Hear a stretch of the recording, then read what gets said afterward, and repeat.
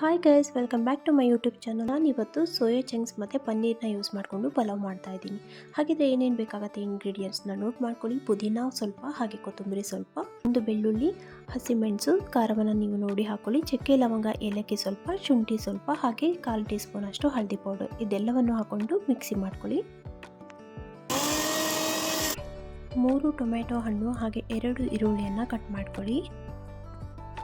1 ಬೌಲಷ್ಟು soya ಚಂಕ್ಸ್ನ ತಗೊಂಡಿದ್ದೀನಿ. ಇದು ಬೆಚ್ಚಗಿರುವ ನೀರಿಗೆ ಸ್ವಲ್ಪ ಹಾಕಿ ಇದನ್ನು 5 ಮಿನಿಟ್ಸ್ ಹಾಗೆ ಬಿಡಬೇಕು. ನಾನಿಲ್ಲಿ 1.5 ಕಪ್ಪಷ್ಟು ಬಾಸ್ಮತಿ ರೈಸನ್ನು ತಗೊಂಡಿದ್ದೀನಿ. ಇದನ್ನು ಚೆನ್ನಾಗಿ ತೊಳೆದು ನೀರನ್ನು ತೆಗೆದಿಡಿ. ಹಾಗೆ ಸೋಯಾ ಚಂಕ್ಸನ್ನು ಕೂಡ ಚೆನ್ನಾಗಿ ಹಿಂಡ್ಬಿಟ್ಟು ಬೌಲಲ್ಲಿ ತೆಗೆದಿಟ್ಕೊಳ್ಳಿ. ನಾವಿವಾಗ ಮಸಾಲವನ್ನು ರೆಡಿ ಮಾಡ್ಕೊಳ್ಬೇಕು. ಕುಕ್ಕರ್ಗೆ ಸ್ವಲ್ಪ ಬಟರ್ನ ಹಾಕೊಳ್ಳಿ, ಸ್ವಲ್ಪ ಜಾಯಿಕಾಯಿ ಹಾಗೆ 1 ಅನಾನಸ್ ಫ್ಲವರ್ನ ಹಾಕೊಳ್ಳಿ. ಇದನ್ನು ಹಾಕೋದ್ರಿಂದ ಡೈಜೆಷನ್ ಚೆನ್ನಾಗಾಗುತ್ತೆ.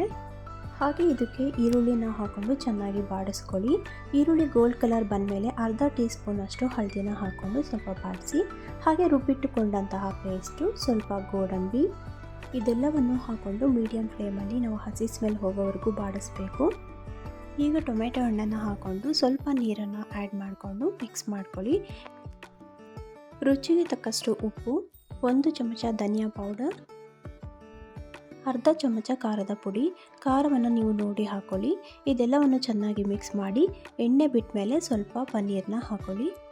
ಹಾಗೆ ಸೋಯಾ ಚಂಕ್ಸನ್ನು ಕೂಡ ಹಾಕೊಳ್ತಾ ಇದ್ದೀನಿ. ಇದೆಲ್ಲವನ್ನು ಹಾಕೊಂಡು ಚೆನ್ನಾಗಿ ಮಿಕ್ಸಪ್ ಕೊಡೋಣ. 5 ಮಿನಿಟ್ಸ್ ಮಸಾಲೆಯಲ್ಲೇ ಫ್ರೈ ಮಾಡ್ಕೊಳ್ಳಿ. ಆಮೇಲೆ ನೀವು ಬಾಸ್ಮತಿ ರೈಸನ್ನು ಹಾಕೊಳ್ಳಿ. ನೀವು ಯಾವುದೇ ರೈಸ್ ಕೂಡ ಚಾಯ್ಸ್ ಮಾಡ್ಕೊಳ್ಬೋದು. ಈ ರೈಸ್ ಹಾಕೊಂಡ್ಮೇಲೆ ನೀವು ನಿಧಾನವಾಗಿ ಮಿಕ್ಸಪ್ ಮಾಡ್ತಾ ಬರಬೇಕು.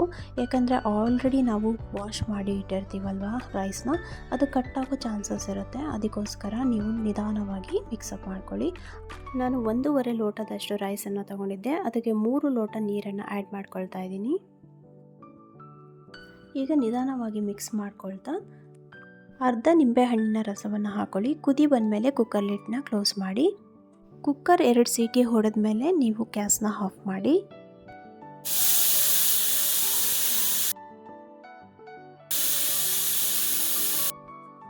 ನೋಡಿ, ರುಚಿಕರವಾದ ಪನ್ನೀರ್ ಸೋಯಾ ಚಂಕ್ಸ್ ಪಲಾವ್ ರೆಡಿಯಾಗಿದೆ. ತುಂಬಾ ಟೇಸ್ಟಿಯಾಗಿರುತ್ತೆ, ಹಾಗೆ ಮಾಡೋದು ಕೂಡ ತುಂಬಾ ಈಸಿ ಆಗಿರುತ್ತೆ.